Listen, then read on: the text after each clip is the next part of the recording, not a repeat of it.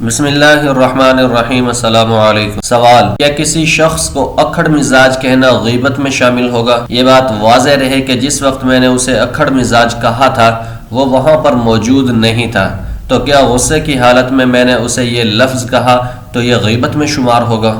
جواب: نبی کریم صلی اللہ علیہ وسلم نے غیبت کی بڑی واضح تعریف بیان کی ہے۔ آپ صلی اللہ علیہ وسلم کا فرمان ہے: کیا جانتے ہو غیبت کسے کہتے ہیں؟ صحابہ نے کہا: اللہ اور اس کا رسول ہی بہتر جانتے ہیں۔ تو آپ صلی اللہ علیہ وسلم نے فرمایا: تم اپنے بھائی کا ایسے انداز میں تذکرہ کرو جو اسے پسند نہیں ہے۔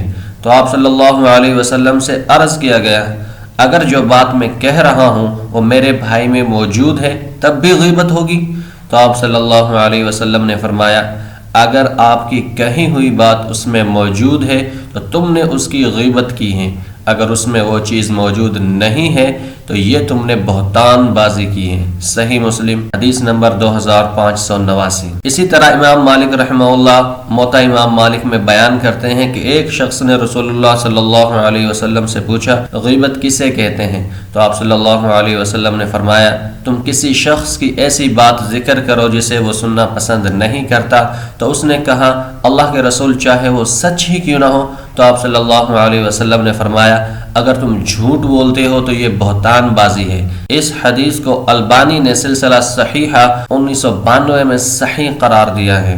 غیبت انسان کے عدم موجودگی میں ہوتی ہے، جبکہ کسی کے منہ پر بے عزتی کرنا گالی گلوچ میں شامل ہوتا ہے، اور یہ بھی حرام ہے۔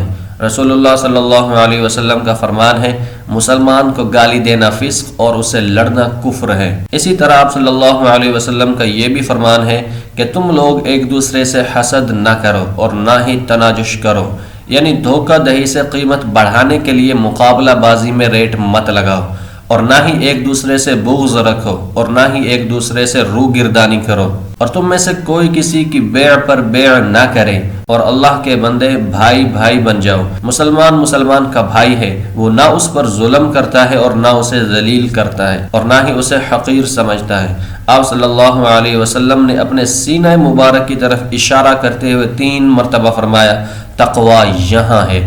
کسی آدمی کے برا ہونے کے لیے یہی کافی ہے کہ وہ اپنے مسلمان بھائی کو حقیر سمجھے۔